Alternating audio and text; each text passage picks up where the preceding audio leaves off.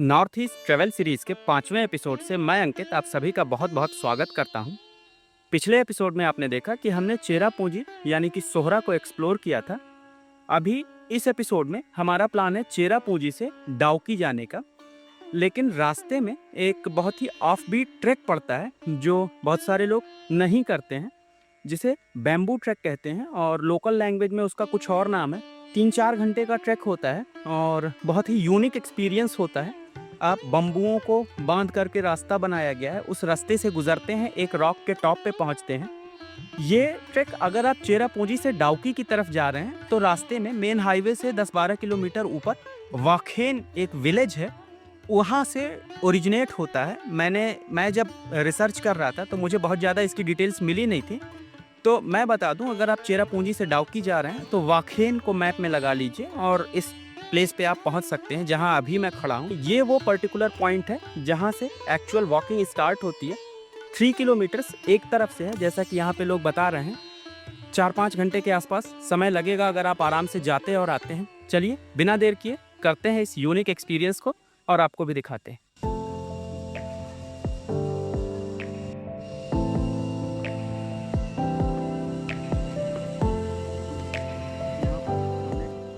यहाँ से इस ट्रैक की आधिकारिक शुरुआत होती है।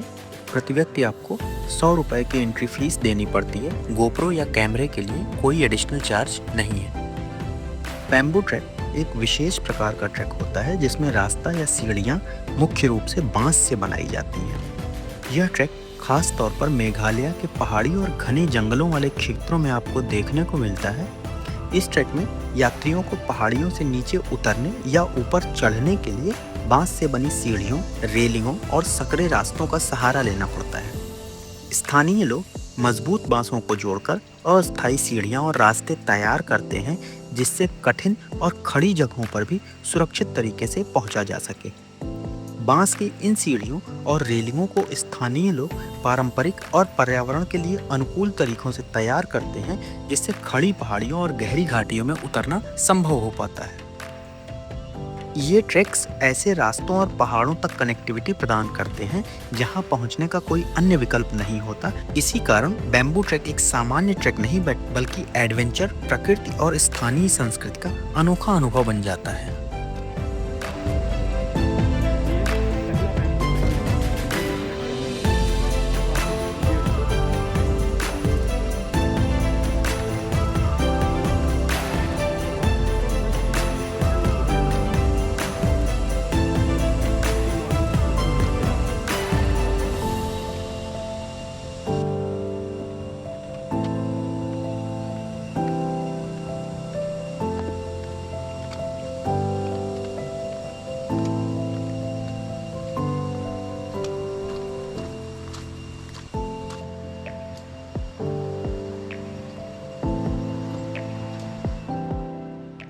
ये जो नदी आपको साथ चलती दिखाई दे रही है वह वाहरेव नदी है। ट्रैक शुरू करने के बाद कुछ ही दूरी पर यह नदी मिल जाती है और कई जगहों पर बांस के पुलों और सकरे रास्तों से इसे पार करना पड़ता है। यह नदी नीचे घाटी में बहती रहती है और ट्रैक के कई हिस्सों में नीचे गहरी खाई में बहते पानी का सुंदर दृश्य आपको दिखाई पड़ता है।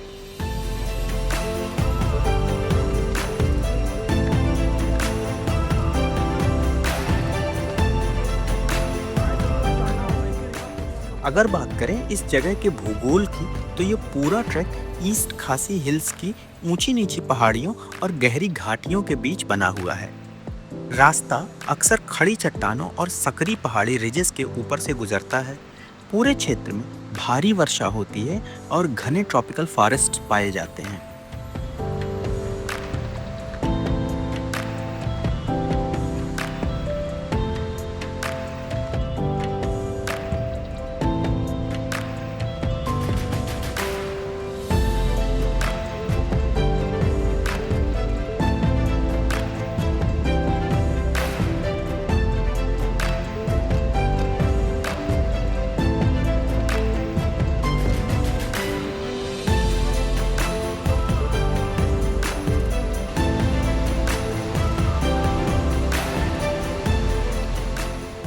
इस ट्रैक का अंतिम बिंदु यू मावरिंग खांग नाम की एक विशाल चट्टान है, जहां से चारों ओर फैली पहाड़ियां और घाटियां दिखाई देती हैं। खासी दंत कथाओं के अनुसार यू मावरिंग खांग पत्थरों का राजा था जो अपनी शक्ति के लिए जाना जाता था। यू शब्द सम्मान का प्रतीक है। मावरिंग खांग को कथियांग नामक एक अन्य खूबसूरत चट्टान से प्रेम हो गया था, ऐसा खासी दंत कथाओं में वर्णित है। हालांकि मावपा तोर नाम की एक अन्य शक्तिशाली चट्टान भी कथियांग पर मोहित थी। इस प्रेम कहानी का पता चलने पर मावपा तोर ने मावरिंग खांग से युद्ध छेड़ दिया। इस भयानक युद्ध में मावपा तोर ने मावरिंग खांग का बायां हाथ काट दिया, लेकिन मावरिंग खांग ने हार नहीं मानी और अपने दाहिने हाथ से प्रहार करके मावपा तोर का सिर धड़ से अलग कर दिया।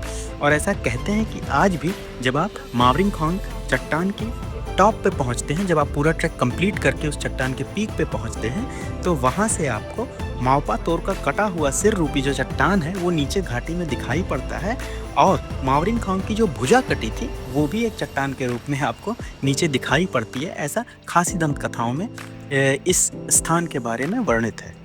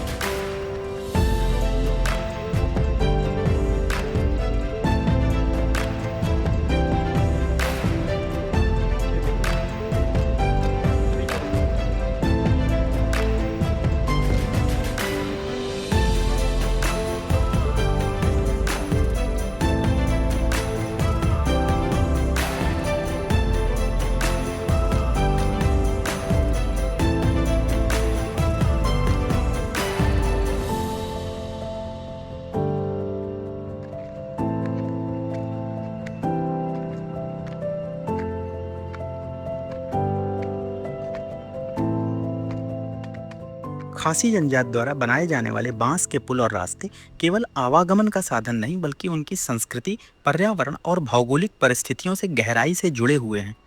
इसका संबंध क्षेत्र की भौगोलिक स्थिति से है। मेघालय के ईस्ट खासी हिल्स क्षेत्र में ऊंची नीची पहाड़ियां, गहरी घाटियां और अनेक छोटी बड़ी नदियां हैं। यहाँ वर्षा भी बहुत अधिक होती है, इसलिए स्थायी कंक्रीट के पुल हर जगह बना पाना कठिन और महंगा होता है। बांस हल्का, मजबूत और लचीला होता है, इसीलिए खासी लोग इसका उपयोग करके जल्दी और सुरक्षित पुल बना लेते हैं। दूसरा, इसका संबंध स्थानीय संसाधनों की उपलब्धता से भी सीधे जुड़ा हुआ है। मेघालय के जंगलों में बांस बहुत अधिक मात्रा में पाया जाता है, इसीलिए खासी समुदाय प्राकृतिक संसाधनों का उपयोग करते हुए पर्यावरण के अनुकूल संरचनाएं बनाता है। और इसी कारण बांस के पुल खासी समाज में केवल तकनीकी समाधान नहीं, बल्कि प्रकृति के साथ सह अस्तित्व और पारंपरिक ज्ञान का प्रतीक माने जाते हैं।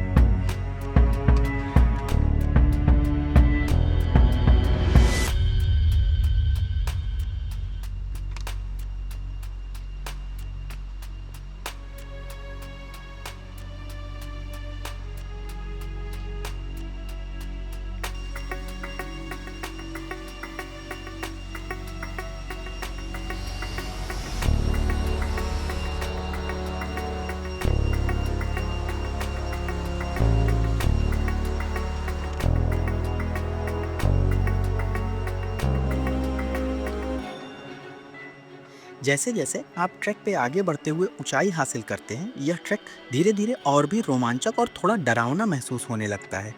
कई जगहों पर रास्ता बेहद सकरा हो जाता है, जहां एक तरफ खड़ी चट्टान होती है तो दूसरी तरफ सैकड़ों फीट गहरी घाटी दिखाई देती है। बांस के बने सीधे खड़े पुल और सीढ़ियां हवा के झोंकों के साथ थोड़ा थोड़ा हिलते हुए प्रतीत होते हैं, जिससे दिल की धड़कनें तेज हो जाती हैं। नीचे बहती नदी और चारों ओर फैले घने जंगल इस अनुभव को और भी रहस्यमयी तथा डरावना बना देते हैं। यहाँ आकर आपको एहसास होता है कि क्यों इसे अपने देश के कुछ एक सबसे स्केरी ट्रैक्स में से एक माना जाता है।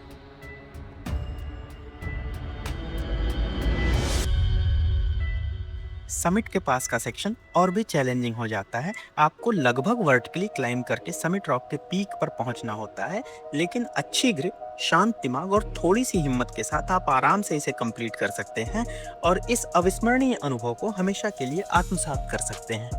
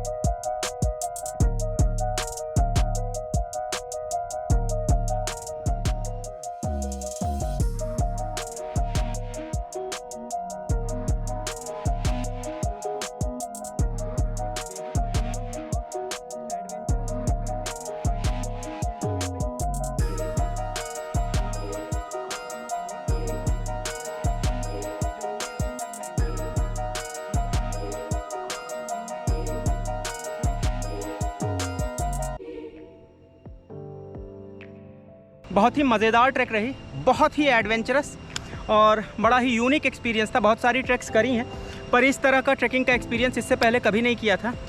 आपको कैसी लगी वीडियो कमेंट करके ज़रूर बताइएगा, और अगर ट्रैक अच्छी लगी है तो इसे लाइक कीजिए। थोड़ी देर यहाँ बैठेंगे, धूप बहुत तेज़ है, फिर नीचे उतरेंगे और नीचे उतर के फिर डिसाइड करते हैं हमारे पास कितना टाइम बचता है।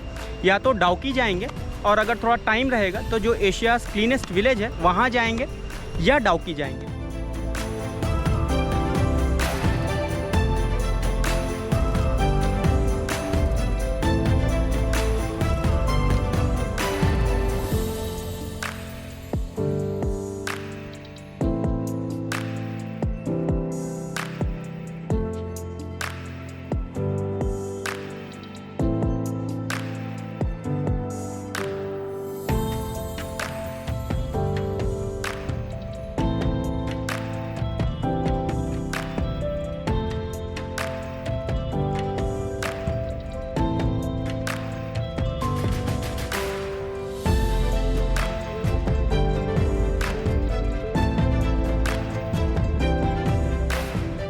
So that's it, track complete करके हम नीचे आ गए, और जाना आना, समिट पे थोड़ी देर बैठना, एक स्नैक्स का ब्रेक, फोटोग्राफी, वीडियोग्राफी, सब कुछ मिला करके हमने 4 घंटे के आसपास का समय लिया। बहुत ही यूनिक एक्सपीरियंस था, बड़ी मज़ेदार ट्रैक रही। हमें तो ट्रैक करके बहुत ही मज़ा आया। आपको अगर वीडियो देख के अच्छा लगा हो तो कमेंट करके ज़रूर बताइएगा, और चैनल को सब्सक्राइब कीजिए। इस एपिसोड को अब मैं यहीं तक रखता हूँ। अब नॉर्थ ईस्ट की हमारी यात्रा जारी रहेगी। अगले एपिसोड में हम एशिया का जो सबसे क्लीन विलेज है मौलिनाम, उसको कवर करेंगे, और साथ में चलेंगे बांग्लादेश बॉर्डर पे डाउकी करके एक प्लेस है, वहाँ पर चलेंगे। वो इस यात्रा का हमारी अंतिम एपिसोड होगा। अगर आपको ये पूरी सीरीज़ अच्छी लगी तो चैनल को सब्सक्राइब कीजिए। अब मैं आपसे मिलूंगा इसी सीरीज़ के अगले एपिसोड में। तब तक के लिए अपना ध्यान रखें, प्रसन्न रहें, बाय बाय।